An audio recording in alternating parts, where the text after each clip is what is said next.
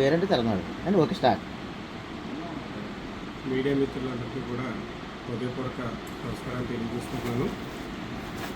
మన పీగన్నవరం నియోజకవర్గం Telugu Desam party co convener, అలాగే టీడీపీ పార్టీ అధికార ప్రతినిధి అయినటువంటి మోకా ఆనంద్ సాగర్ గారు ఐనవేలు మండలం నేదునూరు గ్రామంలో కుమ్మరి కాలవ డ్రైన్ గట్టు పక్కన అక్రమంగా కన్స్ట్రక్షన్ కట్టి నిర్మాణం చేయడం జరుగుతుంది.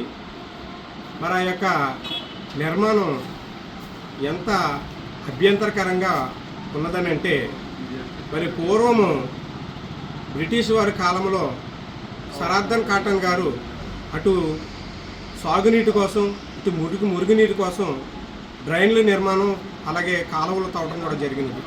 మరి అలాంటి ప్రాంతంలో ఈవేళ మరి ఆనంద్ సాగర్ గారు భూమిని ఆక్రమించుకుని, గవర్నమెంట్ భూమిని అక్కడ అక్రమంగా నిర్మాణం చేయడం జరుగుతుంది. ఇది ప్రభుత్వ అధికార పార్టీలో ఉండి, అధికార ప్రభుత్వంలో ఉండి మరి వారే 10 మందికి చెప్పి ఇలాంటి ఏదైనా తప్పులు జరుగుతుంటే వాళ్ళే నిర్వహించవలసింది పోయి ఈవేళ ఆనంద్ సాగర్ గారు మరి ఆ నేదునూరు గ్రామంలో అక్రమంగా నిర్మాణం చేయడం జరుగుతుంది.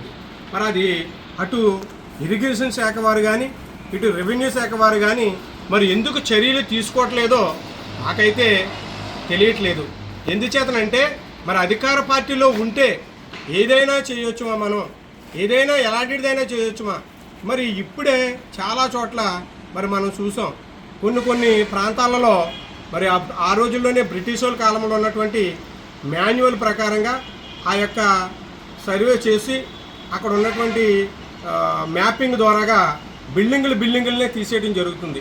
మరి అలాంటిది ఒక అధికార పార్టీలో మంచి హోదాలో ఉన్నటువంటి వ్యక్తి మరి ఇలాగ అక్రమంగా కట్టేస్తుంటాడంటే మరి దానిని నిలుపుదల చేయవలసినటువంటి బాధ్యత, అరికట్టవలసినటువంటి బాధ్యత ఇటు ఇరిగేషన్ శాఖ వారికి, అటు రెవెన్యూ శాఖ వారి మీద ఉన్నది.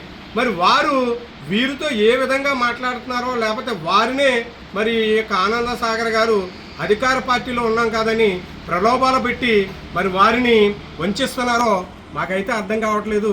మరి ఆనంద సాగర్ గారు చేసేటటువంటి ఇలాంటి అక్రమ అకృత్యాలను మరి తక్షణమే చంద్రబాబు నాయుడు గారు ఆలోచించి దీని మీద తగ్గు చర్య తీసుకోవాలి.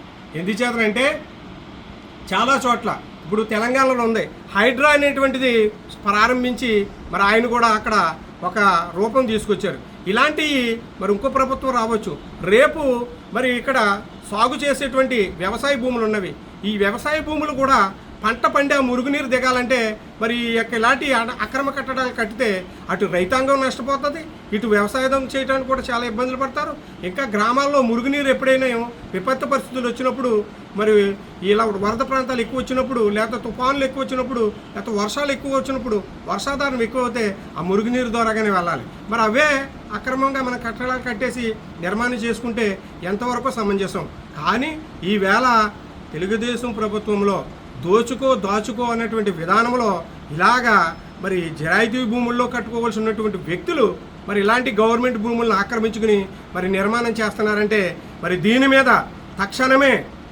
తక్షణమే ఇటు ముఖ్యమంత్రి చంద్రబాబు నాయుడు గారు, నారా లోకేష్ బాబు నాయుడు గారు, ఉప ముఖ్యమంత్రి పవన్ కళ్యాణ్ గారు తగు చర్యలు తీసుకుంటారని మీడియా మిత్రుల ద్వారాగా నేను తెలియపరచుకుంటున్నాను. బాగా చెప్తాను.